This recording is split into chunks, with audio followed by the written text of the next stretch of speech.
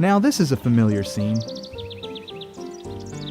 The sun's heat causes water from plants, lakes, and oceans to turn from a liquid to a vapor.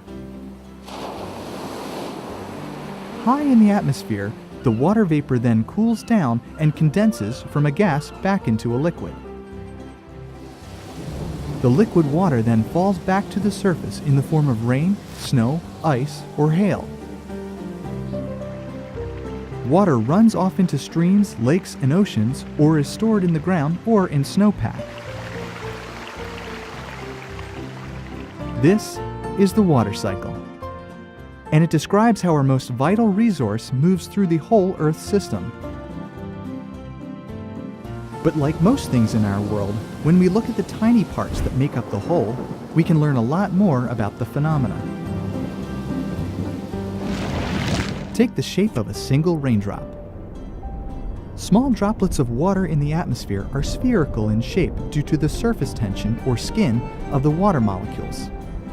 As these droplets grow, they become heavier and start to fall through the air. As they fall, the raindrop collides with other drops and continues to get bigger. These larger raindrops fall through the air faster. The wind resistance on the underside of the drop causes the bottom of the drop to flatten, resulting in the drop looking like a hamburger bun. As the drop continues to fall and grow, at some point it becomes too large for the surface tension to hold it together, so the raindrop breaks apart into smaller spherical drops. Investigating the processes we can't see with the naked eye is nothing new. Science and technology drive each other forward and often lead to insights and discoveries along the way.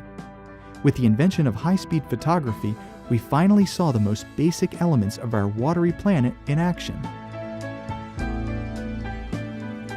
Understanding how a tiny raindrop falls through the atmosphere does more than debunk the myth that a raindrop falls like a teardrop.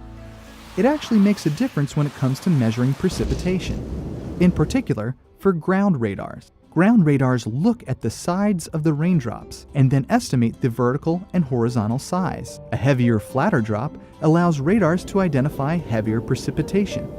In fact, the two radars on board the GPM satellite can also measure drop sizes from space, and so a more accurate look at raindrops gives us a more accurate look at how global rainfall is shaping up.